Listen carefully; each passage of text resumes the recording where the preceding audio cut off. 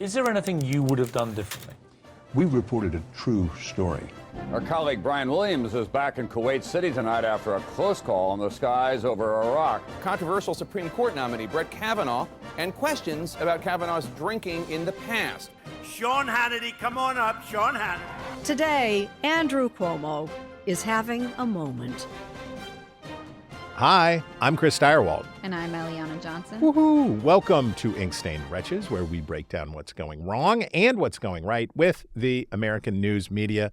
Eliana Johnson, all I can say, reunited, and it feels so good. Welcome back. Thank you. Thank you. We made do in your absence. We muddled through. Fortunately, we had the services of the great Christine Rosen last week.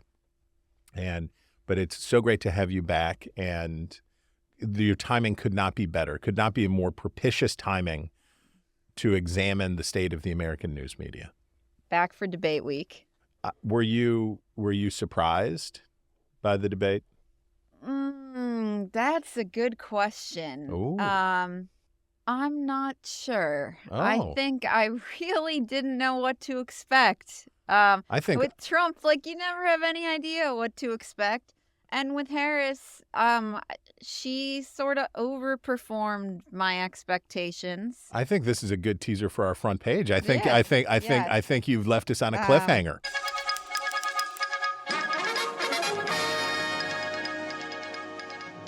Were you surprised? So I can't say that I was surprised, because one of the good things about writing, and one of the reasons that no matter how much TV I do, I always write and try to write a couple times a week, because it makes you be honest with yourself and with your audience, because you write it down. And it's a good way to wrestle your thinking. And TV and podcasts and all that stuff is great, but writing, there's no substitute. And I wrote ahead of the debate that the advantage that Donald Trump has is that this is a guy who has done more than a dozen debates. I have been part of producing debates that he has participated in. He has done all of these debates. And I had no idea which Donald Trump would show up. The Donald Trump who debated Joe Biden was a different Donald Trump than the guy who debated Hillary Clinton, was a different guy who debated his Republican competitors in 2016. He is being mercurial has its advantages. And there's a comparison to the perceived advantages that Trump had on foreign policy, which is the Nixon madman theory. Our enemies won't know what we're going to do because he's a loose cannon and it'll keep them on their toes. And I think that was true going into this debate, because Kamala Harris prepared with Philippe Reines. They were at the William Penn Hotel for days, holed up, and the reports were that Philippe even dressed as Donald Trump and was sort of a character actor, stayed in character. But I thought, which Trump would he impersonate? Would he impersonate, if you're trying to, I guess you do multiple versions, but the Donald Trump who debated Joe Biden is a very hard person to debate, because he stayed roughly on talking points, stayed on the attack, and didn't get sidetracked. The easy person to debate is the one Kamala Harris got, right? She got the easiest version of Trump to debate, which is thin-skinned, took the bait every time. At the moment in the debate where I knew that he was in huge trouble was she was dodging, rankly evading a question on the economy. And she was talking about their economic plans. And she said, he says this, and it would raise inflation because of his tariffs. And a bunch of economists, and she was listing economists, and she said with great emphasis, the economists at the University of Pennsylvania's Wharton School of Business. And I thought, can Trump resist this, because he went there and he's extraordinarily proud of having gone to Penn as an undergraduate. And he could not resist. And when it came back to him where he was supposed to say job killing, inflation creation, he was supposed to just, what you're supposed to do is tee off on her and say to the audience, She won't even answer the question. She won't even answer the question, but I'll answer it for her. Blah, blah, blah, blah, blah. What did he say instead? I actually went to the University of Pennsylvania boarding school, and they say I'm the best. And it was like that all night. I always wonder when I watch these things if I'm watching them and responding to them the way that most people are, and which makes me question my responses. But, you know, following along on Twitter and seeing the left be ebullient about Harris's performance and say, if you're complaining about the moderators, you're losing, which is, of course, true. But I really found watching this that both things can be true. Absolutely. Okay? It can be true that she was well prepared, clearly. She looked good and she sounded good, and I thought her move to go over and shake his hand was good. He clearly didn't expect it and was sort of caught off guard. So her preparation clearly paid off. And his lack of preparation, yes. And he, as you said, took the bait on these things, on Wharton, on crowd sizes, and several other times. However,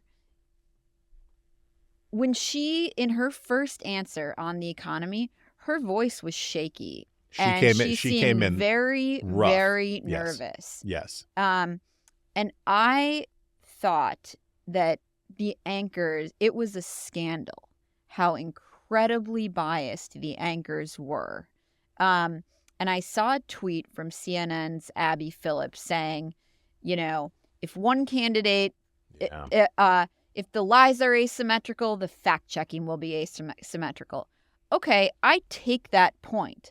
But is it her view that one candidate said nothing that was untrue? Right. Because Trump was fact-checked several times and Harris was fact-checked 0 times. 0 times. Including when she said that there are no American troops in combat zones, in active combat anywhere in the world. But a couple thoughts on that, because I take the point that, like, if you're pointing this out, you're losing. Right. Harris won. She did better. She was prepared. And the moderators were biased. I thought that the moderators sort of shored her up when she was nervous at first. And she sort of saw how things were playing out, that they were going to fact check him, that everything was going to be okay. And she gained confidence as the evening went on, and he got off kilter. I also thought that Trump, having agreed to a debate on ABC, who's the co-president of the Disney Entertainment Group, is Kamala Harris's best friend, Dana Walden. And we're told, okay, she had no input into how this debate was done. But at the end of the day, she's the boss of the boss of the boss of David Muir. Right. And of course they don't want to piss this person off. He should have understood, having agreed to this debate and showed up there, that this was something like this was likely to happen. He had been and complaining about it. He had been complaining about ABC's bias for months. Yes. And he's in a lawsuit. Yes. Against George Stephanopoulos. Yes. That is going to trial, or, you know, a judge has green-lighted it to go to trial for Stephanopoulos saying that Trump was found liable for rape. Right. And he should have been prepared with a line to deploy from the stage. Recall when Newt Gingrich did this. Right. And I recall. You know, it was electric, right? I recall. And so Trump poor Juan Williams didn't do that. And I thought that was a loss. And it's interesting because one of the things I flagged to talk about was that he then went on Fox and Friends and he had some kind of funny lines about, like, ABC should be shut down. They're totally dishonest. Well, dude, why didn't you say it from the stage? Like, when they fact-checked her, or when they fact-checked him, why didn't he say, are you guys ever going to fact-check her? Right. Is everything she's saying true? And so, he kind of got what he had coming, given all that. He did not prepare. Donald Trump makes a point about not preparing. He plays by his gut.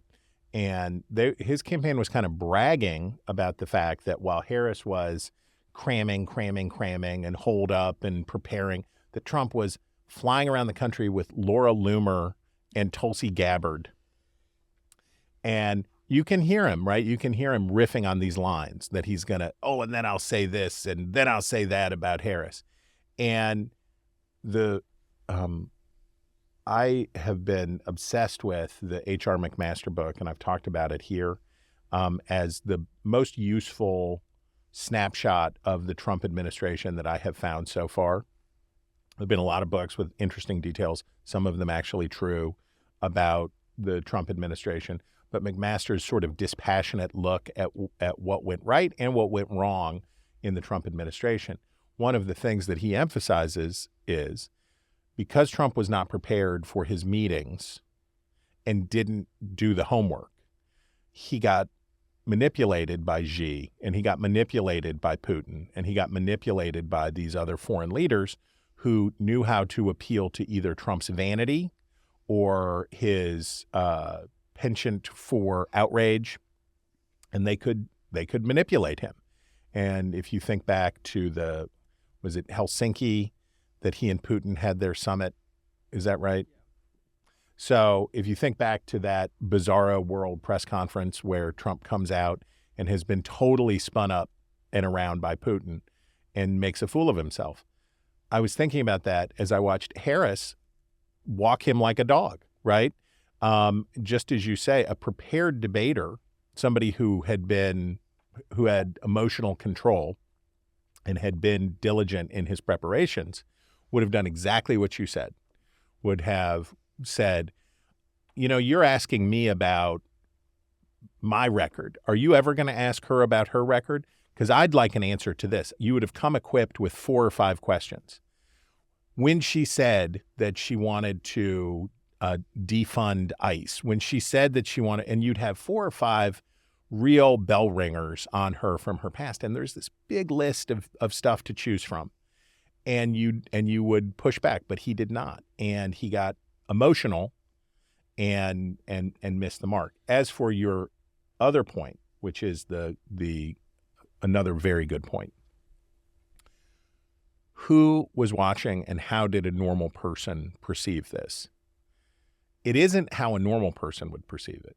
It's how the 6% of the electorate, a very unusual group of people, these late deciders, and it's hard for people who are listening to this podcast to imagine that there are such people as these, but there are such people as these who, in September of an election year, are genuinely undecided or highly persuadable between 2 candidates as starkly different as these two. But there are such people. How did they perceive it? And the bad news for Trump in this is 67.1 million people watched the debate. A lot more than who watched a third more than who watched Joe Biden self-deport from the presidential race. And the race had settled in to engage in some lightly rank. The race had settled into one that Donald Trump could win. Kamala Harris came in, she solidified Democratic support, she moved out to a lead of more than 3 points, and you could see the race. And then Trump clawed back a couple of points, actually, right? He actually, you saw a race that Donald Trump wasn't heavily favored to win, but you saw a genuine toss-up race as we were going into the debate. So right at that moment where he could have been hugely benefited by the same kind of performance he gave against Biden, he turned in this, whatever. One last point before we move on from this. Because Trump took the bait on things that she said that weren't brought up by the moderators or relevant to larger issues on Wharton and on crowd sizes. Boring and rallies, people don't leave my rallies. I think it often looked, watching the TV, as if he was talking to her and arguing with her. Yes. Rather than, which meant he wasn't using it as an opportunity to talk to the people. You're so and the right. Debates are really an opportunity to say, what I want the American people to know is that she doesn't really care about you. And you could tell that she had rehearsed she's pivoted away from January 6th talk and democracy talk to say, he's selfish and doesn't care about you. We need a president who cares about the American which is her people. strength. Which is her strength in the polls. Okay. Yep. And so that I thought that was a loss too, where it came off like he wasn't talking to the people. He was having a How is it possible? Spat with her. How is it and this is where the preparation part comes in. He knew that ABC would ask him, and he knew that Harris would capitalize on January 6th and the stolen election stuff. He knew that as certain as anything that would be part of it.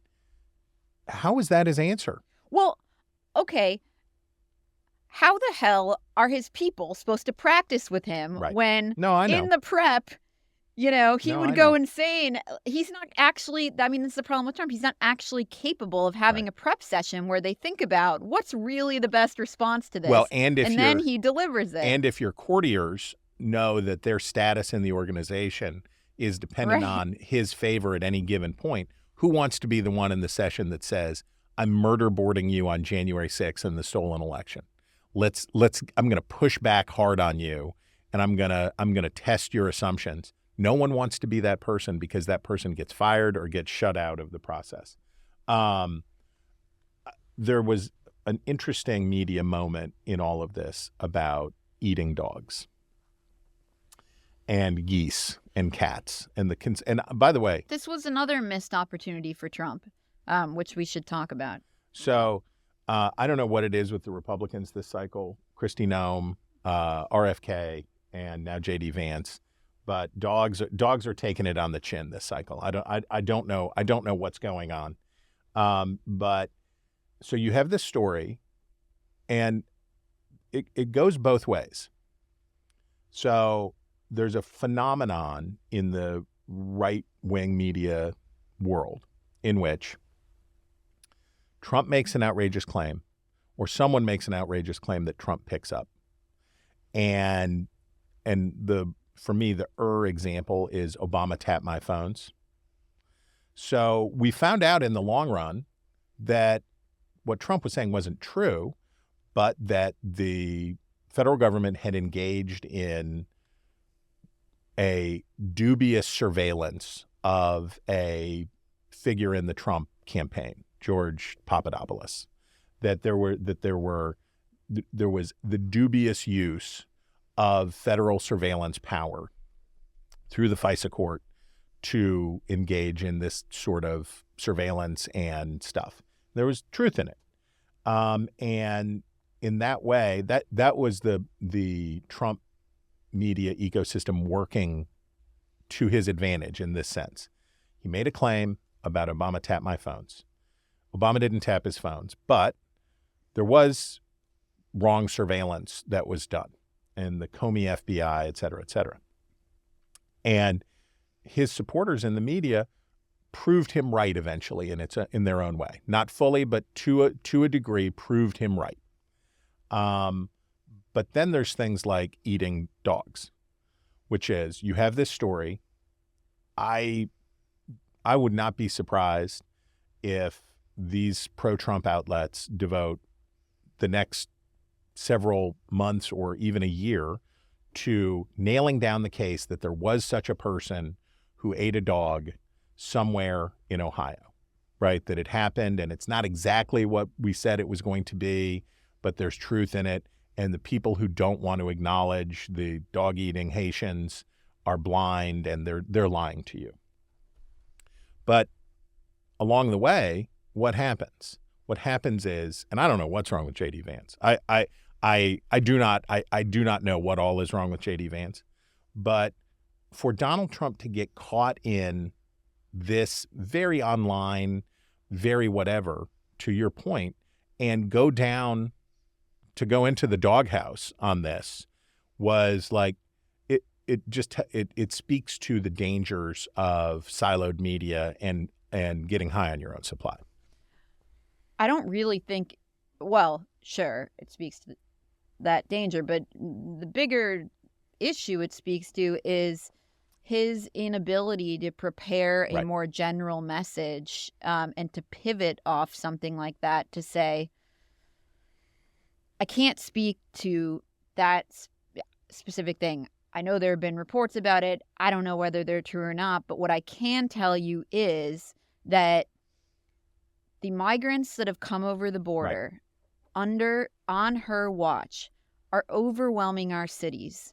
Schools are not capable of teaching English as a second language to all of these students. They are driving up housing costs. Mayors and cities are overwhelmed. American cities New are York, incapable Chicago, of yeah. absorbing all of these people, and have one or two specific examples because the city, Springfield, Ohio, that is the subject of all of these media accounts, has for months been in the news dealing regarding the problems of absorbing the huge number of Haitian migrants that have resettled in this really small town. He could have picked that and talked about that. And he didn't even get asked about dog eating or goose eating or cat eating. He took it there. He went there. And of course, David Muir was ready to say, we spoke to the city manager and who says that there is no credible claim of any of this stuff. He didn't correct Kamala about no American troops in combat. These moderators, he was ready to jump on Trump. In their own professional self-interest, should have had two places at least. If you want to do 5 fact checks on Donald Trump, you got to have a couple for Kamala Harris, right? You have to have a couple where you say, okay, you didn't answer the question. What we're trying to get at here is X. And that would have done them a world of good in terms of gaining Republican audience if they would have done that. And it would have been journalistically better. Up next, in non-debate news, this was really interesting. Wasn't this good? In Semafor, Ben Smith sat down with David Rubenstein, the founder of the Carlyle Group. He rich. And he's very rich. And he's pivoted in the past 20 years or so. He's got a show on CNBC where he interviews other rich people, but now he's written a book where it's about presidents, and he's a big collector of presidential paraphernalia. And he spoke to George W. Bush. You want to take it away? So it's this series of interviews that Rubenstein did, and one of them was George W. Bush, and I want to get to the correct passage. I'll read it. Bush says, "You wonder why populism is on the rise. It starts with taking taxpayers' money and giving it to the powerful. It really irritated a lot of Americans, and they haven't gotten over it. That's just part of it. There's a lot of other reasons why. But we've had candidates say, 'You're mad, I'm going to make you madder,' as opposed to, 'You're mad, I have some solutions to make you less mad.' We're kind of in the madder stage where people are exploiting the anger as opposed to dealing with it like leaders should." And he prefaces it by saying, I listened to Hank Paulson and Ben Bernanke. I'm sorry. He said, I listened to Hank Paulson and Ben Bernanke and spent your money to bail out the guys who created the instruments in the first place. And I got to say, George W. Bush never ceases to surprise me, because the amount of self-reference for him to identify, because I don't think the Iraq War helped the American political climate, but if you were to pick what was the moment when American politics really got off track, was the troubled asset relief program that Bush is talking about. And we remember John McCain. One of the moments that I mark as the huge shifts in American politics was John McCain goes to a meeting at the White House. McCain and Obama are both invited. They're both senators, and they're both invited to the White House as major party nominees. And Bush makes the pitch to them. You both need to agree that you will support this massive taxpayer bailout so that we can keep liquidity in the markets, or otherwise we're going to have the Great Depression all over again. And McCain came out of the White House and he said, I'm not doing it. I won't do it. I'm not doing it. It's wrong. And then what happened? The stock market imploded, right? And as they're whipping votes for this in Congress, McCain is watching and he thinks, I'm going to get blamed, and also his donors, I'm going to get blamed by voters and my donors for everybody's 401k getting demolished.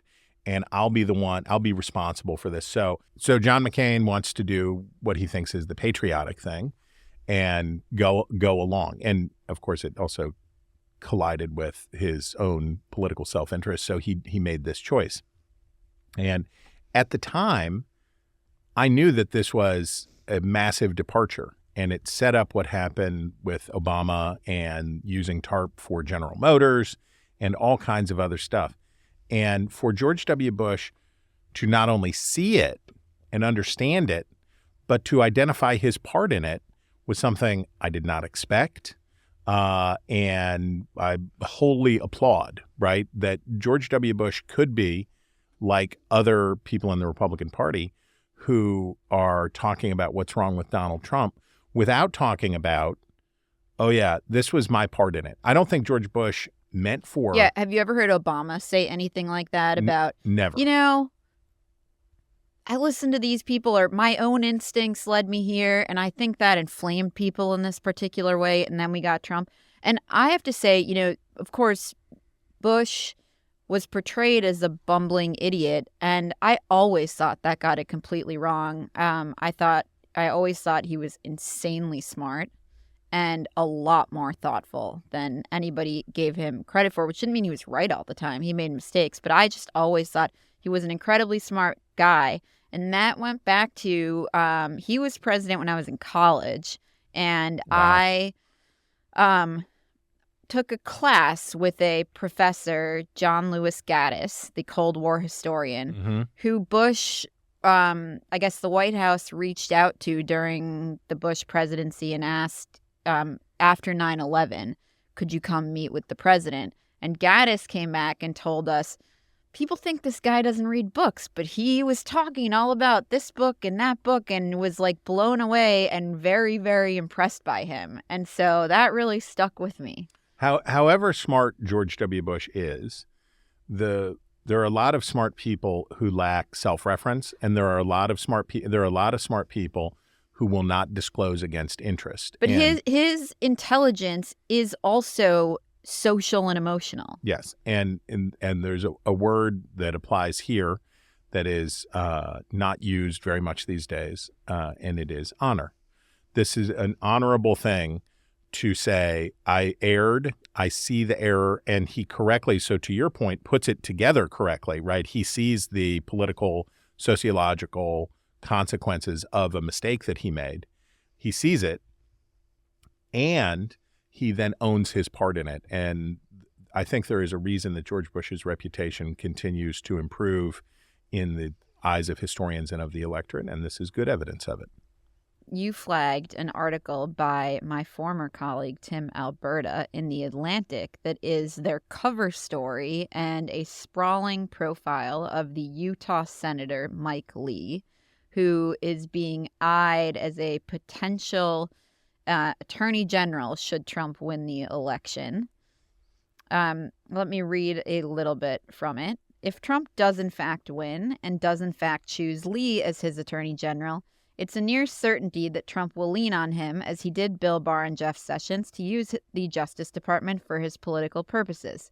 When I asked Lee about the importance of insulating the Attorney General's office from the self-interested whims of a president, his answer wasn't reassuring. We speak in romanticized terms about depoliticizing this or that arm of the government, Lee said. You don't want a government that operates in a manner that's detached from the electoral process and from individuals who are elected. If you insulate the Department of Justice, you truly insulate it from political realities altogether. That means they're subject to no one. And that's its own kind of problem. I don't know how Tim Alberta gets the interviews. And I talked about this with his very prescient piece on Chris LaCivita and Susie Wiles. I don't know how he keeps getting the interviews. But, man, this guy, he gets them and he crushes, he hits it out of the park. And what he identified as the question at the core of this story is one that I have been asked many, many times. What happened to Mike Lee? What happened to Mike Lee, who went from cutesy Church of Jesus Christ of the Latter-day Saints, Mr. Jello in his office, wholesome, nice guy? Because if anybody recalls, when he defeated the sitting senator, Republican senator from Utah, Bennett, people said, oh, is this guy a wild-eyed lunatic? And Mike Lee went to great pains to establish himself in the United States Senate as a nice, normal, decent fellow who had some libertarian ideas along with Rand Paul, but wanted to be part of the good guys club. And then, as Alberta describes him, basically becomes a 4chan troll, and that his online persona, based Mike Lee, is trafficking in the grossest, weirdest, cringiest stuff. Why?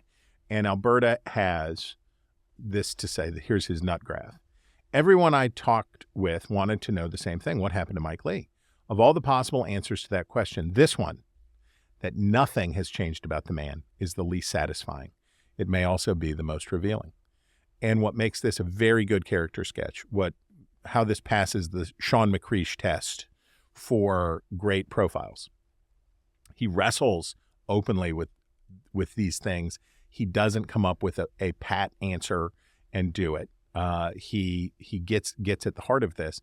And what it points to, and this isn't a MAGA problem, this is a human nature problem, which is politics attracts extraordinarily ambitious people. It brings them together. It brings them to Washington. And what very, very ambitious people have in common is that they are prone to trade away their characters for access and power and success. And that's not just in politics, that's in every industry.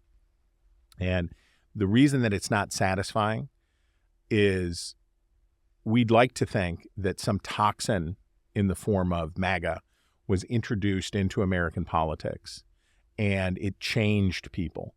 But I think more than that, populism has revealed more than it has changed. We have a couple articles to talk about. Oh, yes. On Israel, Hamas, and the war. The first, Chris, you flagged, and I'll take the second, which I flagged. The first is from the Free Press. Yes. By Matti Friedman. And the headline is When We Started to Lie. And he writes, the most important, and it's actually more about the nature of journalism and how that's changed than about the Israel-Hamas war. But he writes, the most important thing I saw during my time as a correspondent in the American press, because Matti Friedman was a correspondent for the Associated Press, it seemed to me was happening among my colleagues. The practice of journalism, that is, knowledgeable analysis of messy events on planet Earth, was being replaced by a kind of aggressive activism that left little room for dissent. The new goal was not to describe reality, but to usher readers to the correct political conclusion. And if this sounds familiar now, it was both new and surprising to the younger version of myself who was lucky to get a job with the AP's Jerusalem Bureau in 2006. This is such a good piece. And it was flagged for me by an avid Wretch listener, and I won't out them because I don't know whether they want to be identified as a Wretch, but thank you. So smart in talking about this. And he talks about the questions that we're trying to answer. And he puts it this way. This passage really hit home for me. He writes, it took me several years at the AP and then a few more after I left to grasp the change and put it into words. What was true of the Israel story 10 years ago is now true of almost everything. Most journalists have abandoned what's going on for who does this serve. The result is that huge swaths of the public know what they're supposed to support, but lack the tools to grasp what's going on. And this is at the heart of my vocation. This is exactly this is why we do this podcast. This is why I wrote a book about it. This is why I give speeches about it, why I talk about it. This is exactly right, which is, I call it the politicoification of everything, but it is the idea that every story has to be perceived as winning and losing, good for you, bad for you. Who won the day? How's this going? How's it playing? That's not the most important question. That's a perfectly good question for people like you and me to wrestle with, right? And that is actually a big part of my job is how will this affect? How will the debate affect? How will this affect the election? But that's not the question that we're supposed to reach. We're not supposed to come to that question first as citizens of the Republic. We're supposed to start with, what are the facts and what should I understand? And I just thought that paragraph and those questions really nailed it. The one I flagged was from while I was on vacation, so it's a little old. I ask forgiveness for those who saw All it. is forgiven. From, about 10 days ago. But the New York Times, the headline is "Moving in the Dark, Hamas Documents Show Tunnel Battle Strategy." Hamas leaders spent years developing an underground warfare plan. Records from the battlefield show the group's preparations, including blast doors to protect against Israeli bombs and soldiers. And what I thought was really cool about this article is that the Times obtained from Israeli soldiers who got their hands on it Hamas's handbook for navigating the tunnel system. And it's a 2019 manual, the Times says, seized by Israeli forces and reviewed by the New York Times. And the Times notes, Hamas's handbook for underground combat describes in meticulous detail how to navigate in darkness, move stealthily beneath Gaza, and fire automatic weapons in confined spaces for maximum lethality. Battlefield commanders were even instructed to time, down to the second, how long it took their fighters to move between various points underground. And they note that Yahya Sinwar, the leader of Hamas in the Gaza Strip, approved spending $225,000 to install blast doors to protect the militia's tunnel network from airstrikes and assaults. The approval document said that Hamas brigade commanders had reviewed the tunnels below Gaza and identified critical places underground and at the surface that needed fortification. Really, really interesting piece about just how much Hamas has invested in both the network and then training its fighters to operate within it, where we now know, they've been holding so many of these hostages. And it's a great read if it's a subject that you're interested in. Well done. Okay, so in New York City, it's not going great for Mayor Eric Adams' administration. And last week, federal agents seized the phones of a bunch of Adams administration officials, including the police commissioner. This is a widening gyre of a corruption investigation into Adams' administration and a bunch of yuckety yuck. And the Times has been covering it aggressively. And last week, the 6th of September, the New York Police Department revoked access for 2 Times reporters to police headquarters. And, the number of reporters covering the NYPD, I don't know the number, but it's a big number of people. So dealing with the press is a big part of what the NYPD has to do. And they were escorted from the building. And it heightened the tensions in this war between Adams' administration and the press. And I include it only to say that this is the cost of a free press. This is the cost of doing business. You're going to interact with people who write negative things about you, and you can't throw them out of the building because you don't like the stuff that they wrote. And the rules violations that the New York Police Department is alleging that merited this booting are dubious. And the New York Times says they're absolutely false. So just putting it on your press freedom radar that's going on. Chris, that brings us to our style section. Yes. We have a piece from The Atlantic on how snacks took over American life. As American families traded time for money, the snack food sector found new ways to meet their demands, turning out new and more tempting products faster than ever. As Abigail Carroll writes in 3 Squares, Her History of Meals. In the 1960s and 70s, about 250 new high-calorie snack foods were added to the shelves every year. By the end of the 80s, that figure was closer to 2,000. By the mid-90s, just about everything an American kid might make for herself after school had been snackified. Pizza bagels had become bagel bites, peanut butter sandwiches had become Uncrustables, and packaged snacks had become an indelible system of childhood. You go to other countries and it'll be like, oh, my comfort food is this soup my mom makes, Oh my Hernandez gosh. says. And for Oh American my gosh. millennials, it'll be like, oh my God, man, that Dunkaroos, the funfetti one. I love Dunkaroos. If only we lived in a culture where people's favorite foods was soup. If only we could get back to a simpler time in America where soup brought us together instead of the way that Dunkaroos. This story could have been Facile Files, for Well, sure. I love Dunkaroos. Here's the most facile paragraph in this style section story. Snacking and snack foods have existed since long before the 3-meal day came to dominate. Oh, really? But the moment we are living through, the tyranny of the snack, can trace its origins to the late 1970s and early 1980s when cultural and economic trends collided to kick off a snack boom that never abated. Oh, a snack boom, not a snack boom. Heaven forfend a snack boom. When the Reagan administration loosened restrictions on television advertising so cartoon characters could much more easily shill sugary cereals on Sunday mornings. Well, first of all, it's Saturday morning, hippie. It's Saturday morning is when American children watched the cartoons. On Sunday morning, some American children still went to church. But the idea that, well, first let me ask you a question. Are you a meals person or a snack person? I'm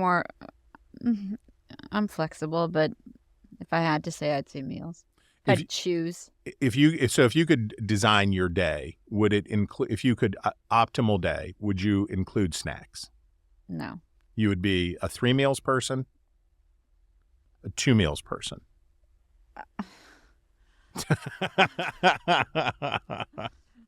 2 or 3. 2 or 3. So I don't like. What are you hiding I don't from like us? to be. I don't like to be boxed in. Oh you no, know? I'm not trying to. I'm trying to I do know, the but opposite. I'm in trying to any, release you. In any day, it Yes. could be anything. Okay, so then you're exactly what I'm talking about. People ought to eat however they want to eat. You want to eat snacks, you want to eat meals, whatever. I, as a gross feeder,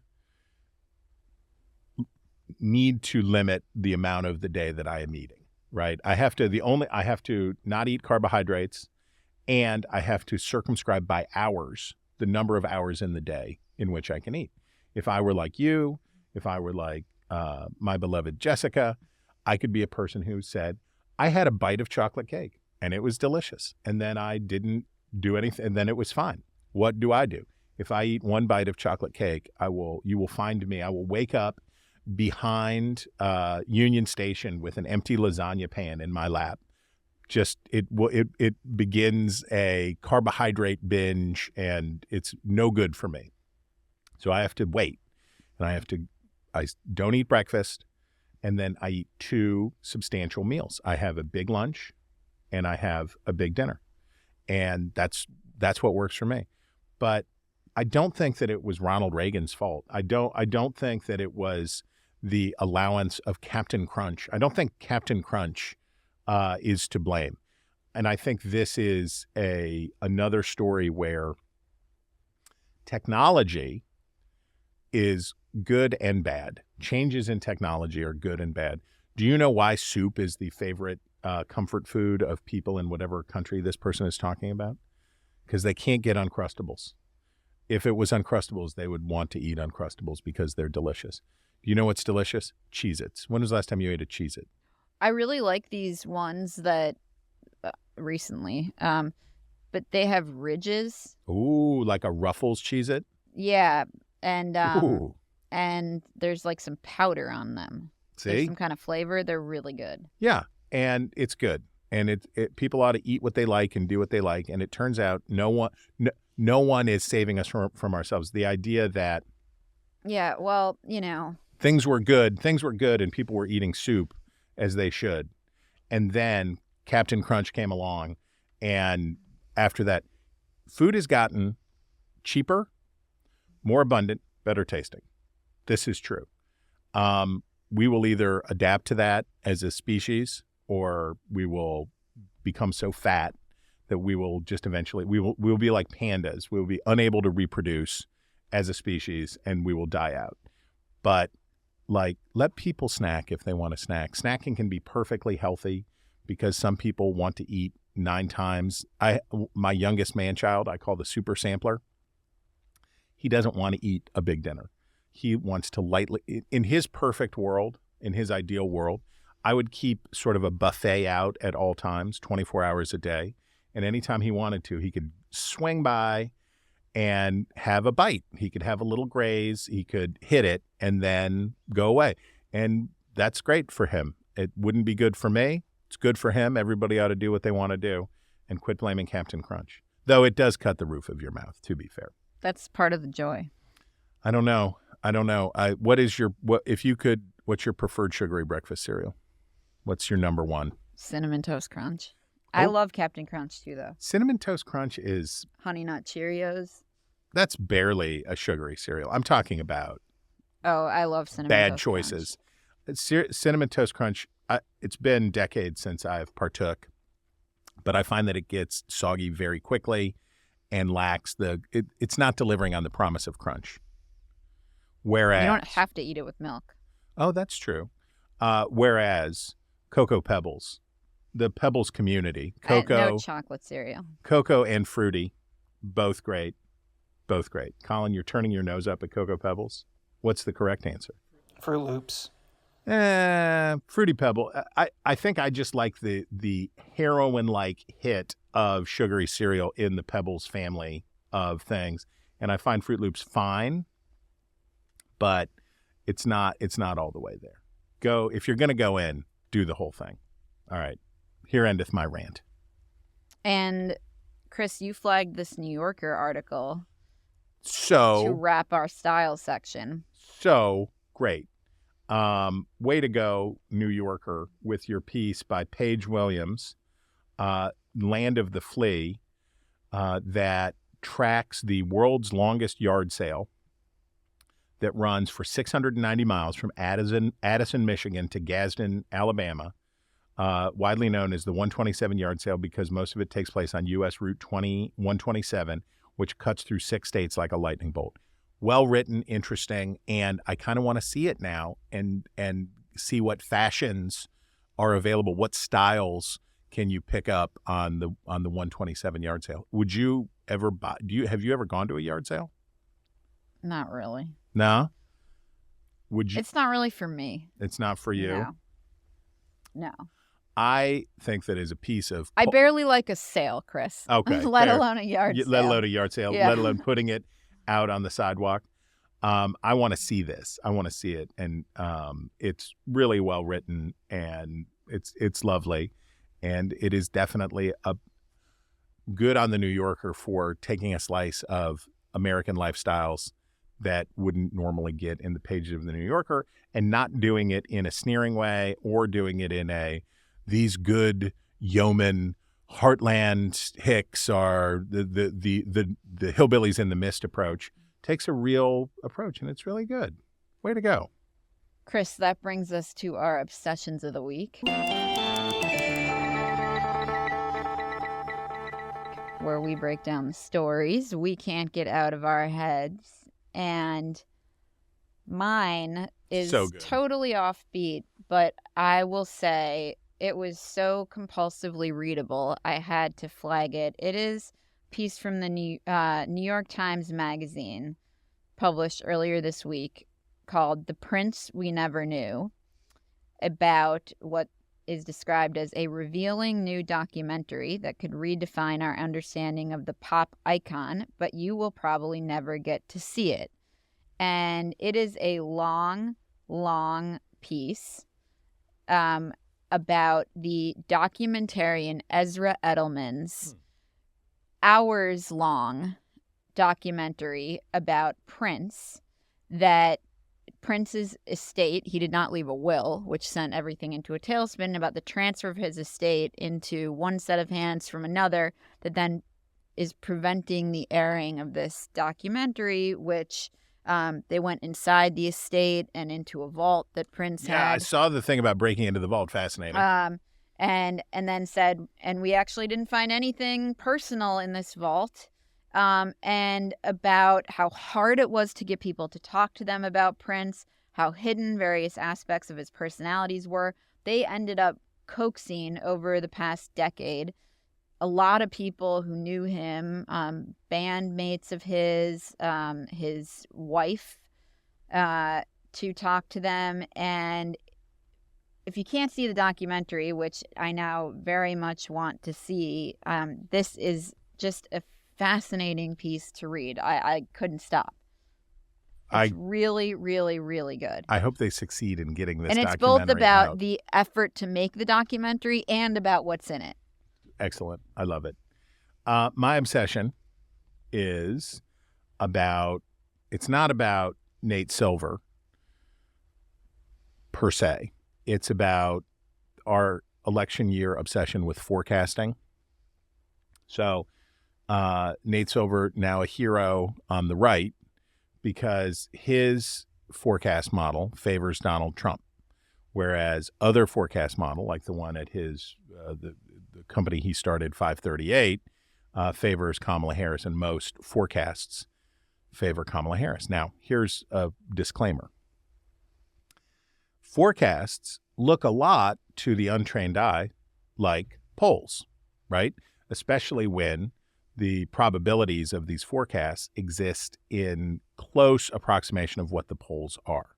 So if Nate Silver says that Kamala Harris has a 36% chance of winning the Electoral College, and Donald Trump has a 58.2% chance of winning the Electoral College, to an untrained eye, that might look like that Donald Trump was leading Kamala Harris by 12 points or more.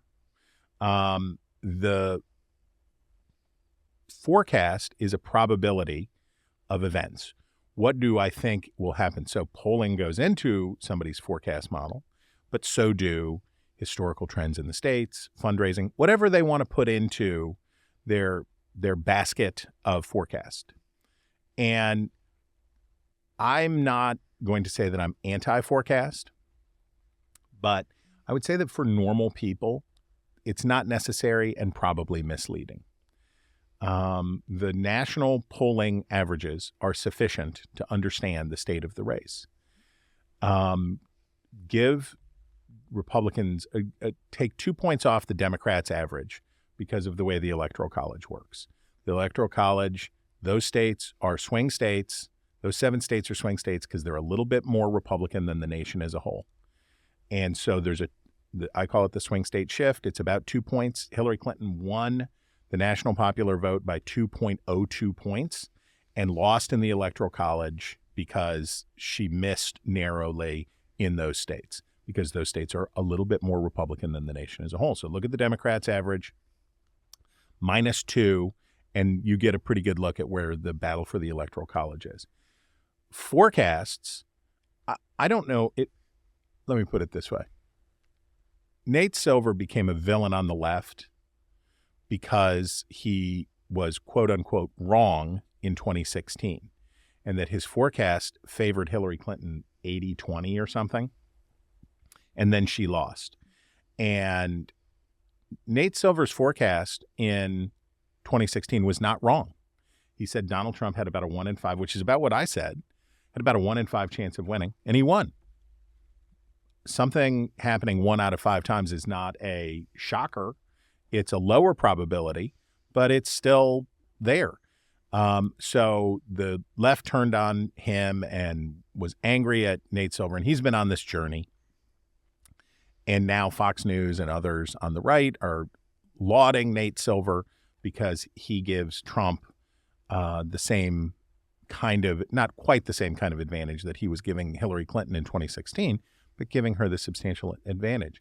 And I will say this, if Donald Trump wins the election, Republicans will say, Nate Silver was a genius. He was a genius because he alone knew.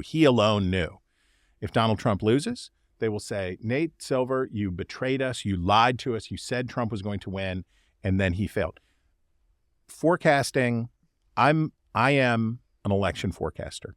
I do not have a forecast model that I would share with people. But my job is to help voters understand the condition of a political race and what the probabilities are for its outcome. And you have to wear it very loosely. And the problem with these forecast models is they create the impression of scientific certitude, that this is data science and that there is this certitude in it. You know what we've never, ever had in the United States? An election between a former president and a sitting vice president who swapped out for the party's nominee in July of an election year. We have not had that. We do not know what that's like. The states are always in motion. The electorate is always changing. What a swing state is always changing. All of this stuff is going on. So I accuse Nate Silver of nothing. I believe that he believes what he's saying, and he very well may be right. He very well may be right. But for news consumers, I just tell you, wear it loosely. Wear it all very loosely. And if you want to get a good sense of where things are in the race, look at the average of national polls. You should be subscribing, of course, to Starwald on Politics at the Dispatch, obviously. And you should look at that weekly average of polls and say, okay, I think it's -2 for Democrats. This is what the race looks like. And here's how the race looks. And we haven't had the spate of post-debate polls, so we don't know where it is. But here's how the race looks. It's very, very, very close. Chris, that brings us to my favorite time of the week, which is reader mail. And we have a note from Leonard Goodnight, who writes, "Hello, Wretches. This is probably not Eliana's cup of tea. Great start. But I thought Chris might be interested in this Arkansas Democrat Gazette article on the World Champion Squirrel Cook-Off to be held in Springdale, Arkansas on September 7th. Sadly, the Razorbacks are out of town, or it'd be a huge weekend for Northwest Arkansas. There's also a squirrel skinning contest and the world's hottest squirrel eating competition. Come on out." Is the squirrel hot? Are the people hot? What's hot in the squirrel eating? Is Bring it spicy? your best recipes for limb chicken. Squirrel, the other white meat. Have you ever eaten squirrel? No. It's quite delicious. Squirrel is, of all of the small game that's out there, rabbit is very, very good. Rabbit is delicious, but squirrel is quite good. And because they eat nuts, and so they have this sort of dense flesh. There's not much eating on a squirrel, but in a stew and otherwise, squirrel is delicious. And I say to you, Northwest Arkansas, go nuts. Well, Leonard was correct that was not up my alley. However, we have a note from Scott in Seattle that says, "Is it just me, or are we missing coverage of Republican voters who were ready to support Biden, even in his diminished state, as a known and reasonably centrist Democrat, but who are now conflicted because Harris is unknown and potentially quite liberal? It seems like the coverage of Republicans who would consider defecting to Harris, or should from the tone of the story, assumes they grudgingly were going to vote for Trump because Biden was so infirm. But my experience is that such voters are fairly realistic about the role of the president and knew that Biden's administration mattered more than Biden. I said to friends, in the choice between the invalid and the tyrant, I choose the invalid because I'll get a regent I can largely trust. Biden dropping out scrambles the thinking and leaves me grumbling about all the things I don't like about Harris and her campaign. Can you guys highlight a story that covers this group?" And my answer is no, I cannot, for a couple of reasons. Okay. And I have a couple of theories about this. The first is that I do not believe the mainstream. First of all, the mainstream media tends to follow the polls. Yes. And so long as Harris is outperforming Biden, Right. they're not going to look for an explanation as to why she's losing voters. Right. They're going to tell you who she's gaining. So we've seen lots of stories about she's gaining among blacks, she's gaining among Latinos, she's gaining Young among people. women. Yep. And the second is that the media wants to write positive stories about Harris, and they are very reluctant to reinforce the Trump campaign's message that she either doesn't have policy positions or that she's radical. And so I think it's highly unlikely that we're going to see stories in major news outlets that say, hey, we found voters who say they were going to support Biden, but they're not going to vote for Harris because she's too radical, even if those people do in fact exist. So there's been a lot of discussion at the Dispatch and at other outlets on the right, and we've talked about it here, about is it okay to vote for Kamala Harris? Is it okay for a conservative to vote for Kamala Harris? And this debate has raged, and this week, by the way, on The Hill Sunday with me, Chris Steyerwalt, at 10 a.m. Eastern Time for all you Sunday show lovers. David French will be our guest. And David French is a person who in the pages of the New York Times and elsewhere has wrestled with this very question about conservatives voting for Kamala Harris. Kamala Harris is definitely thinking about it. Dick Cheney, whose name, if you would have said to Kamala Harris in 2015, one day you will not only be endorsed by Dick Cheney for president, you will embrace him. You will tout publicly Dick Cheney, the godfather of Guantanamo Bay. You will rejoice at Dick Cheney's support. She would have said, no, that's not going to happen. And here we are. The reason that all of this Harris for Republicans, you heard her talking points in the debate, you heard her at the convention, the pursuit of Scott in Seattle. Kamala Harris is you may not think much of Kamala Harris, but she's thinking about you every single day because you and voters like you, I think she's probably got Washington sewn up, but voters like you, Scott, in the suburbs of Philadelphia, Pittsburgh, Milwaukee, Charlotte, Atlanta, Phoenix matter an extraordinary amount to her. And I guess on the premise of Biden is centrist, Joe Biden, there's a few kinds of presidents that you can be, right? So you can be an agent of change where you come in and you break things up. You can be a caretaker who keeps things on the tracks, who continues to move in a direction, or you can be a captive. And a captive is somebody who is not in control of his or her own destiny for a variety of reasons.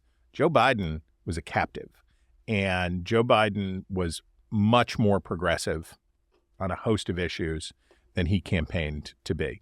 Kamala Harris, on the other hand, because, Scott, she's thinking of you all of the time, she's making a bunch of campaign promises and pledges to try to move herself to the center. And so far, the Democratic Party's letting her do it. I don't know where the good news for Kamala Harris is that because she's not way ahead if Kamala Harris was 9 points ahead in the polls and she was talking about how much she loves fracking, she would be getting a beating from the Sierra Club. But because they're genuinely concerned that she's going to lose and Donald Trump will be president, they're being quiet. Now, do I expect that if Kamala Harris wins the election that she would govern as the moderate she's running as? Absolutely not. Absolutely not. But if you are looking for a moderate Democrat, the chances, let me put it this way, the chance that Kamala Harris will govern as a moderate Democrat is greater than that a reelected Joe Biden would have governed as a moderate, simply for this reason. Whatever the perceived mandate, whatever the mandate is what the party in power perceives it to be. And if Joe Biden would have won re-election, which he wouldn't have, probably, but if somehow he had, what would the story that Democrats would have told been? In a low turnout base versus base election, progressives scrape together enough votes to barely win. If Kamala Harris wins, what will we say? We will say, oh, because she reinvented herself as a moderate, won the suburbs by 4 points, and won the election. And that will be the received wisdom if she wins. So I think that's where it's at. But I would also say, Scott, vote for whoever you want to. It doesn't matter. Chris, that brings us to our favorite items of the week. You first. We have a lobster themed. Yes, we do have a lobster favorite themed. items. Yes, exactly. Sea bugs for the win. You know, we don't talk about photojournalism enough on this podcast. but the Associated Press bringing you a photograph from New Hampshire of New Hampshire Governor Chris Sununu coming to the aid of a contestant in a lobster roll eating contest. Sununu performed the Heimlich maneuver on Christian Moreno before first responders took over. So first of all, Chris Sununu being the hero that New Hampshire needed, which is reaching around this guy's chest to grab below his sternum and eject the chunk of lobster roll that got crossways with his epiglottis. Amazing. And the photo of it is amazing. And this is the kind of community journalism that the Associated Press should be doing. So easy favorite for me. Mine was a profile of the new CEO of Red Lobster that was published in the Wall Street Journal. And he is all of 35 years old and an ultra successful child of Nigerian immigrants named Damola Ademolakin. And the piece says, the son of a Nigerian neurologist, Ademolakin won a $10,000 prize from a high school speech competition and used the proceeds to seed his first stock portfolio at age 16. In high school in Maryland, a coach encouraged him to pursue playing football at top area schools such as Georgetown or Johns Hopkins. Ademolakin went further. He assembled a highlight reel of his football plays and packaged it with his academic background to send to all 8 Ivy League schools he dreamed of attending. A few schools called him, and Ademolakin eventually landed at Brown University, where he played free safety on the football team. He ran Asian chain P.F. Chang's and is now set to take charge of Red Lobster. And it notes that he ate at Red Lobsters all across the country for 3 months to see what was up and talk to employees. And now he is going to go to work. And it says that as he surveyed the menu, they will certainly not be putting all-you-can-eat shrimp back on the menu. So we will follow him. He said, it's all about being the best at whatever you choose. So that's kind of my attitude. And I love this story. Great find. And I wish him very, very well as he tries to bring Red Lobster out of the tank. Yeah. It was a great profile.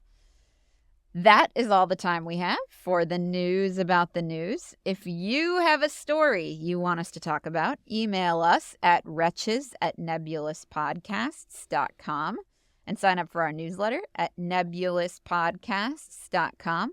This has been Ink Stained Wretches from Nebulous Media, produced by Colin Chicola.